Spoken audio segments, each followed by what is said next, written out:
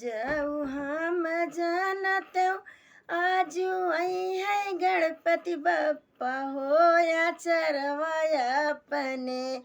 उनकर खोरिया बटोरत अचरवाया अपने उनकर खोरिया बटोरत अचरवाया अपने खोरिया बटोरत फूल छी तरवत कपूरवल के ना बाबा का आरती उतारत कपूरवल के ना उनकर आरती उतारत कपूरवल के ना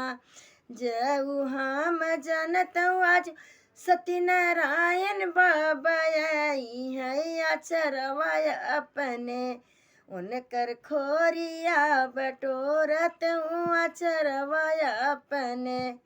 खोरिया बहरत फूल छितरवत कपूरवल के ना उनकर आरती उतारत कपूरवल के ना।